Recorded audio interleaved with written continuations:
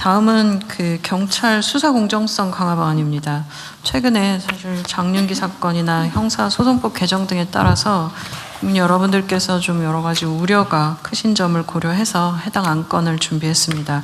행정안전부 장관께서 보고하시겠습니다. 네, 경찰 수사 공정성 강화 방안을 보고드리겠습니다. 최근 말씀하신 대로 장윤기 사건으로 경찰 수사에 대한 논란이 계속되고 있는 가운데 형사소송법이 개정되고 중수청과 공소청이 출범을 앞두고 있습니다. 경찰 수사에 대한 권한이 이렇게 늘어나면서 국민들께서 많은 우려를 가지고 계신 것으로 알고 있습니다. 이에 경찰 수사에 대한 각종 통제 장치를 강화하고 경찰 내부적으로도 철저하게 쇄신해서 경찰 수사에 대한 국민 신뢰를 회복하는 계기로 삼고자 경찰 수사 공정성 강화 방안을 마련했습니다. 첫째, 공소청과 타 수사기관을 통해 상호간 견제하도록 함으로써 경찰 수사의 공정성을 제고하겠습니다. 형사소송법에 따라 검사의 보완 수사 요구에 대해서 수사기관이 원칙적으로 1개월 이내에 이행하도록 하는 등 한층 강화된 검사의 실효적 통제 방안을 충실히 이행하도록 하고요.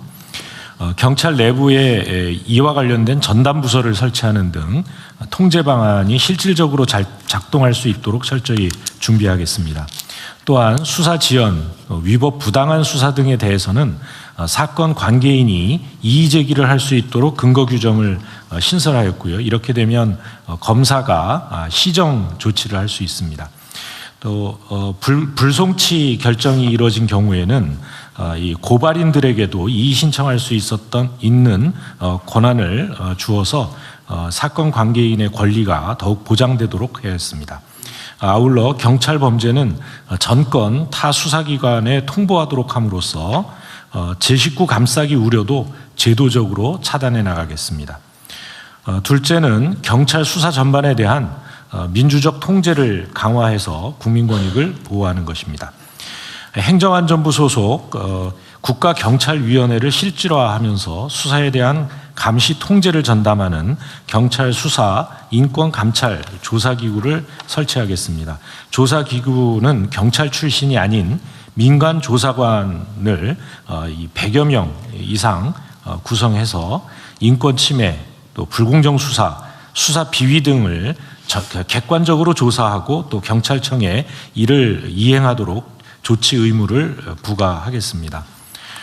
또한 사건 관계인의 신청에 따라 수사의 적법성 또 적정성을 심의하는 경찰 수사심의위원회를 법률로 규정하겠습니다. 특히 여성, 청소년, 장애인 등 사회적 약자 관련 사건에 대해서는 동위원회 내에 이를 전담하는 소위원회를 설치해서 외부 위원들이 전문적인 시각으로 한 번 더 검토, 판단할 수 있도록 하고요. 이를 위한 수사관 증원, 또 정권 접수, 즉일조사 등을 통해 이 피해자 보호에 더욱 힘쓰도록 하겠습니다. 한편 또 변호사회 사법경찰 평가 제도를 전국으로 확대하고 사건 관계인 설문조사 결과를 평가에 반영하는 등 환류 반영 체계도 강화하겠습니다. 마지막으로 경찰 수사 비위를 상시적으로 감시하고 비위 행위자에 대해서는 끝까지 추적해서 발본 세관하도록 하겠습니다. 경찰관 배우자 및 좀비속 상피제를 도입하겠습니다. 또 순환 인사제를 확대 개편해서 지역 온정주의가 제도적으로 싹틀 수 없도록 차단하겠습니다. 이와 관련해서 전수조사를 실시한 결과 사건 관계인이 경찰관의 배우자나 좀비 속인 사건이 117건 확인되었고요. 이 44건에 대해서는 타 관서 이송 조치를 하는 등 집중적으로 관리하고 있습니다. 또한 경찰청 본청에 내부 비리 수사대를 설치하고 민간 개방직인 인권감사관이 수사부서를 감찰하도록 하는 등 엄정 대응해 나갈 계획입니다. 평가 결과 하위 점수를 받은 과장팀장은 과감히 보임을 제한하고 비위 행위자는 수사부서에서 영구 배제하는 등 경찰 내부를 지속 쇄신해 나가겠습니다. 향후 계획입니다. 지난 7월 발족한 경찰 수사 개혁위원회를 통해 범죄 피해자 전문가 등의 의견을 수렴해서 세부 계획과 추가 제도 개선 방안을 마련하는 한편 기동대 재배치 등 이 개정법 시행 전에 그러니까 형소법 개정법 시행 전에 인력 예산을 보강하도록 하겠습니다. 또 국가경찰위원회의 기능 권한을 실질화해서 경찰에 대한 문민 통제기구로서의 역할을 제대로 할 수 있도록 경찰법 개정도 추진하겠습니다. 관계부처의 적극적인 협조도 당부드립니다. 마지막 장에는 경찰 수사 내외부 통계 체제에 대한 도표가 나와 있는데요. 상단은 국가경찰위원회에 경찰 수사 인권감찰 조사기구를 설치하는 내용이고요. 오른쪽은 이번 법 개정에 따라 중수청, 공수처 등 다른 수사기관과 공소청 검사의 통제장치가 어떻게 강화되는지에 대한 내용입니다. 왼쪽은 사건 관계인의 권리보장 및 타 기관에 의한 통제장치 등에 대한 내용입니다. 마지막으로 가운데는 경찰 내부의 통제 체제입니다. 개방직 인권감사관의 수사감찰, 또 경찰 수사심의위원회 실질화, 또 내부 비리수사대 설치에 관한 내용이 담겨 있습니다. 이와 같이 한층 강화된 내외부 통제 장치를 통해 이번 그 경찰의 수사 권한 강화를 계기로 더욱 이 공정하고 이 정의로운 경찰 수사가 이루어지도록 최선을 다하겠습니다. 이상입니다. 수사 결과에 대해서 이견이 있으면 고발인과 피해자가 이의 신청을 할 수 있다. 지금까지는 피해자만 할 수 있었는데요. 고발인도 그러니까 제3자가 할 수 있게. 예. 이의 신청하면 어떻게 됩니까? 이의 신청을 하면 그 검사가 우선 판단을 하게 됩니다. 검사가 판단하고 문제가 있으면 보완 수사 요구를 하고. 예. 보완 수사 요구에 불응을 하거나 이러면 징계 요구를 할 수 있고요. 그다음에 수사에서 배제 요청을 할 수도 있고요. 그런 것이 잘 안 들어질 경우에는 수사 관서를 변경할 수 있습니다. 변경이 변경이 의무예요? 지금도 뭐 그런 비슷한 제도가 있긴 한데 변경 요청을 하면 그것을 받아들이게 지금 형사소송법 의무냐 이 말이죠. 예, 저는 의무로 알고 있습니다. 그래요? 예, 그렇습니다. 개정 형사소송법이 이번에 개정이 돼서 검사가 보완 수사 요구를 정당하게 경찰관들이 잘 이행을 안 할 경우에는 상급 관청에 이렇게 수사를 하도록 할 수도 있고 타 수사기관에 이렇게 그 보완 수사를 요구할 수도 있고 돼 있습니다. 타 수사기관이라면 다른 경찰서 아니면 예, 중수청 중수청. 같은 예. 경찰의 수사와 관련된 비위 행위에 대한 수사권은 어디가 같습니까? 공수처 공수처 중수청이 가지고 있습니다. 공수처와 중수청이. 예. 경찰관의 하위 직급 비위 행위는 공수처 소관은 아니고. 예. 그런 건 공수처가 경무관 이상. 그리고 하위직은 중수청입니다. 중수청으로. 예. 하여튼 이제 국민들의 걱정거리 중에 하나가 그 보완 수사 요구했는데 안 하면 어떡하냐. 제대로 안 하는 경우가 어제도 제가 언론 보도를 보고 내부 보고도 봤는데 보완 수사 요구했더니 4년 6개월 동안 묵살한 것도 있더라. 뭐 공소시효 지나버린 것도 있더라. 그런 얘기가 있더라고요. 그거 혹시 좀 그거 해보셨어요? 제가 점검을 해봤는데 그게 그 킥스 수사 시스템이 그 완비되기 전에 이렇게 이제 좀 누락이 있었는데 킥스 시스템이 완비되고 나서는 그런 사례는 없었습니다. 아, 그랬어요? 예. 그게 뭐 4년 6개월 지났던 건 아마 잊어버린 것 같고. 예.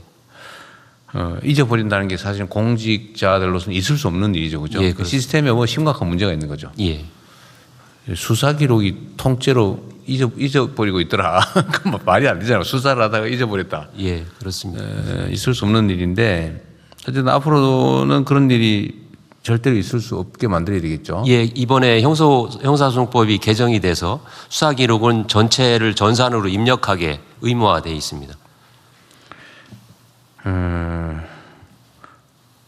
그리고 수사상의 범죄 행위 예를 들면 뭐 물론 법 왜곡죄가 있긴 한데 법 왜곡죄로 처벌도 되겠지만 제가 이건 또 다른 부처와 관계된 거기도 한데 얼마 전에 경찰서장이 좀 문제를 일으켜서 징계를 했는데 징계 결과를 알려달라니까 이건 사생활의 비밀이다 그러면서 안 가르쳐 줬다고 어디 나오더라고요. 근데 공무원들 징계 내용은 그 징계에 대해서는 비공개라고 하던데. 예, 그 판사 징계법, 그다음에 검사 징계법은 법에 규정이 있어서 공개를 하게 돼 있는데. 공개가 의무인데. 예, 그렇습니다. 그 외 공무원들의 징계 사항에 대해서는 공개하면 안 된다는 법이 있어요? 예, 뭐 개인정보보호법이나 뭐 이런 공무원 징계령에 의해서도 지금은 공개가 안 되도록 그렇게 돼 있습니다. 그래서 법률상 금지돼 있어요? 예, 법상으로 그렇게 돼 있습니다. 그거 좀 이상한 것 같아요. 공직자들이 공무 수행과 관련해서 뭐 문제를 일으켜서 징계를 당한 게 그게 왜 비밀이지? 오히려 더 알려가지고 책임을 물어야 되는 거 아닌가요? 개인정보보호위원회에 혹시 그런 뭐 관련된 정보가 있어요? 이게 이유는 사생활에 관한 거다. 뭐 그렇게 주장을 한다더라고요. 근데 왜 법에 그런 규정이 명확하게 있다는 거죠? 이상한데? 예, 징계 관련하니까 이 공무원 인사 그 법에 그 공개하라는 규정이 없으면 개인정보보호법이 적용이 됩니다. 그래서 이런 부분에 대해서는 우리 저 인사혁신처하고 의논을 해서 그게 개인정보인가? 아니, 그러니까 공직자가 공무수행과 관련해서 뭔가 사고를 내서 공적 책임을 부담한 게 어떻게 사생활이지? 개인정보일 수가 있죠, 그게? 그러면 내 개인이 범죄 저지른 것도 개인정보겠네? 제가 전문은 아닙니다. 네, 전문 아닌 사람 얘기해 보세요. 비전문가의 의견. 공무와 관련해서 대통령이 말씀하신 공무와 관련된 거 말고 사사로운 개인 비위를 저질러서 징계를 받는 경우도 있지 않습니까? 예를 들어서 뭐 음주운전을 했다든지, 네, 술 먹다 행패 부렸다든지 이런 거? 이런 경우가 아닐까 사료됩니다. 그래서 구분하면 어떨까 생각됩니다. 공무를 하다가 중대한 공무의 잘못에 대한 징계를 공개하는 것과 공무원도 개인 사생활이 있기 때문에 퇴근 이후에 뭐 했다든지 뭐 근무 중에도 아니 그게 공직자들이 사생활이 있죠. 근데 사생활을 이유로 공무원의 신분에 대한 제재를 받았다. 그건 공적인 일 아닌가요? 그 공적인 일로 전환되는 거지. 내가 어디서 술집에서 좀 술 취해가지고 좀 그랬다. 그건 사생활일 수 있죠. 그러나 그게 공무원의 품위유지 의무 위반이다라고 하면 그때는 이미 공적인 것이죠. 혹시 법제처나 뭐 그 의견 있어요? 그 부분은 뭐 생각은 못했습니다. 한번 검토는 해보도록 하겠습니다. 네. 인사혁신처도 검토해본 일은 없을 것 같고. 네, 저희도 살펴보겠습니다. 개인정보위원회 아까 뭐 말씀하실 것 같은데 한번 해보세요. 네, 개인정보법에서는 이제 사실 뭐 개인정보를 최소한으로 수집하라는 원칙이 있습니다만 이제 이게 실제로 공익에 필요하다라고 하고 관련된 법적 근거가 있다 그러면 당연히 이제 공개할 수 있는 문제라고 생각이 됩니다. 그래서 이게 어떤 것들이 정의되지 거기 어디선가 법에 분명하게 이렇게 규정돼 있지 않다고 해서 그걸 할 수 없다 이렇게 접근할 수 있는 건 아니고요. 기본적인 이제 원칙만 저희는 이제 최소 수집을 하라 그리고 이렇게 목적에 쓰라 이런 것들이 이제 개인정보법에 되어 있는 것이지 어떤 거를 공개할 수 있다 없다에 대한 내용들은 아닙니다. 그래서 그 개인정보법 때문에 할 수 없다라고 하는 거는 그냥 좀 일반적인 오해이실 수도 있고요. 그러니까 제가 봐도 그런 전반적인 상황을 좀 구체적으로 살펴볼 필요가 있습니다. 그러니까 경찰청장님 그게 공개하면 안 된다는 법이 있는 건 아니죠. 해석상 그렇다고. 예, 해석상 그렇습니다. 사생활의 비밀을 보호하도록 규정이 되어 있습니다. 그래서 사생활의 비밀이라고 하기는 사실 좀 한번 그렇죠. 예, 그걸 한번 어디가 점검해 볼까요? 법제처가 해보실래요? 제가 검토하도록 하겠습니다. 인사사 혁신자하고 좀 의논해가지고 나는 공직자들의 징계는 공적 사안이라고 보여줘서 그건 당연히 알아야 되지 않나. 퇴직한 다음에 뭐 혹시 모르겠는데. 저도 그렇게는 생각하고 있습니다만 대통령 말씀대로 공무원 징계령은 저희가 가지고 있는데 그것을 공개할 수 있는지 여부는 확실치 않아서 그걸 확실하게 파악한 다음에 보고 드리도록 하겠습니다. 그러니까 특히 아까 저기 노동부 장관의 분류도 나름은 일리가 있는데 공적 사안에 관한 것이라면 그건 너무 당연할 것 같고 예를 들면 수사관이 수사 비리를 저질러서 징계를 당했는데 안 가르쳐줘? 그건 사생활의 비밀이다? 그 사생활 아니잖아요, 확실히. 그죠? 공무 수행과 관련된 거라면?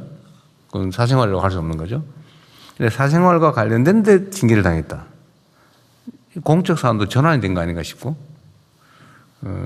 하여튼 그 논의를 좀 해볼 필요가 있을 것 같습니다. 그 한 가지만 더 말씀드리면은 그 기본적으로 방향은 좀 설정이 먼저 돼야 될 것 같습니다. 그러니까 이거를 적극적으로 정부가 나서서 국민들한테 공개하느냐, 아니면은 국민들이 요청했을 때 공개하느냐, 아니면 예.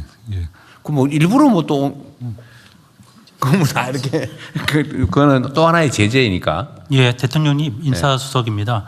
지금 현재 예 뒤쪽입니다. 그 공무원 그 행동 강령에 따라서 그 각 부처 단위에서는 그 일정한 주기에 따라서 그 징계 사유라든지 뭐 대상 뭐 이런 것들은 전체적으로 공표는 하고 있는 경우가 많이 있습니다. 다만 그 실명으로 공표가 되고 있지는 않습니다. 그래서 그런 부분들에 관해서는 추가적인 논의가 좀 필요할 것 같습니다. 근데 제가 왜 이 얘기를 하냐면 공직자들은 개인 사인과 다르게 공적 권한을 가지거든요. 힘을 가진다고요. 이 권한이라고 하는 게 타인에게 자기의 의지를 관철하는 힘이잖아요. 강요할 수 있는 힘이란 말이에요. 그 힘을 가진 공직자, 공적 권한을 가진 공직자들은 다른 사람에 대해서 우월한 그런 힘을 갖기 때문에 책임을 또 그만큼 져야 돼요. 권한이 큰 만큼 책임이 커지는 거거든요. 권한의 양과 책임의 양은 동일해야 되는 거예요. 그런데 경찰이 지금 엄청난 권한을 갖게 됐단 말이에요. 예를 들면 수사 개시권, 수사 종결권까지. 예, 그렇습니다. 그다음 강제 수사권까지. 과거에 그 뭐 검찰이 문제가 됐던 거는 그런 유명한 얘기가 있지 않습니까? 덮어서 벌고 만들어서 출세한다. 있는 사건 덮어주면서 돈 벌고 부정부패해서 없는 사건 만들어가지고 정치적으로 출세하더라. 그런 얘기가 있었잖아요. 이게 수사권, 기소권을 가지고 있으니까 기소를 목표로 수사를 조작을 하는 거죠. 실제 많이 했잖아요. 근데 이것 때문에 이제 검찰 개혁 논란이 촉발이 됐고 아예 수사 기소를 분리하자. 뭐 타당하잖아요. 그래서 분리를 했어요. 근데 문제는 이제 경찰과 이제 중수청, 그다음에 중수청이죠. 그다음에 공수처 이 세 기관이 수사의 이제 최종 종결권까지 다 가지게 됐는데 일반 범죄에 대해서도 경찰이 수사 종결까지 다 할 수 있고 수사 개시도 다 할 수 있고 그렇게 돼서 권한이 엄청 커졌는데 예. 그에 대한 상응하는 책임을 졌냐, 질 수 있냐, 또 질 마음의 자세가 돼 있냐 다른 문제 같아요. 저도 변호사를 오랜 세월 동안 했지만 뭐 검찰은 물론이고 경찰도 수사 못 믿겠더라고요, 내 입장에서. 저는 보통 개인 간의 분쟁이 민사 분쟁과 형사 분쟁이 동시에 발생하잖아요. 그래서 저는 절대 고소하지 못하겠어요. 전혀 다르게 사건을 많이 만들어가지고 오더라고요. 법원은 경찰이나 검찰의 공적 결정을 일단 존중하다 보니까 제대로 된 재판이 아니라 왜곡되더라고요. 그래서 저는 평생 아예 못하게 민사 분쟁과 관계되면 못하게 권장을 했는데 그 불신이 지금 상태에서도 완전히 해소된 건 아니에요. 저 개인적으로도. 뭐 개인의 감정이 중요한 건 아니지만 일반 국민들의 심정도 상당 정도 그런 측면이 있거든요. 예. 그러면 이제 수사에 대한 종결권, 이게 뭐 어떤 사건이라고 하는 게 뭐 아무거나 경위 사건도 있지만 대개의 경우는 개인이나 회사나 무슨 법인이나 인생과 운명을 결정을 하는 경우가 많거든요. 예. 심지어 가해자가 피해자 되고 피해자가 가해자 돼가지고 감옥 가고 막 돈 뺏기고 전 재산 뺏기고 막 이런 경우도 있더라고요. 내가 보니까. 그래서 그런 엄청난 권한을 가졌으니 그에 상응하는 책임을 져야 되는데 지금까지 예를 들면 수사에 관한 비리를 저질렀다 이러면 그냥 뭐 우리가 보기에는 경찰 자신들은 중징계다 뭐 정직 몇 개월 뭐 감봉 몇 개월 이러면 중징계로 분류하잖아요. 근데 우리 국민들이나 피해자 입장에서 보면 아니 내 사건을 저렇게 망가뜨려 가지고 가해자 피해자를 뒤집어 놓고 내가 진짜 자살하고 싶을 정도가 됐는데 겨우 그 담당했다는 경찰은 뭐 감봉 몇 개월하고 계속 수사하고 또 딴 데 가서 그거 하고 있고 이해가 안 되는 거예요. 과연 권한을 크기만큼 책임을 지고 있냐? 내가 하는 수사 업무가 얼마나 엄중한 일인지 각성하고 있냐? 내가 이걸 최선을 다하지 않을 뿐만 아니라 고의로 이걸 왜곡하고 막 증거 슬쩍 숨기고 뭐 없애버리고 이래가지고 내가 사건을 뒤집어서 반대로 만들면 어떤 일이 벌어지는지에 대한 그 엄중함을 갖고 있냐. 저 자신이 좀 없어요, 아직까지는. 그래서 수사에 관련된 비리나 비위에 대해서는 지금까지와는 다른 더 높은 책임을 확실하게 요구해야 될 것 같고요.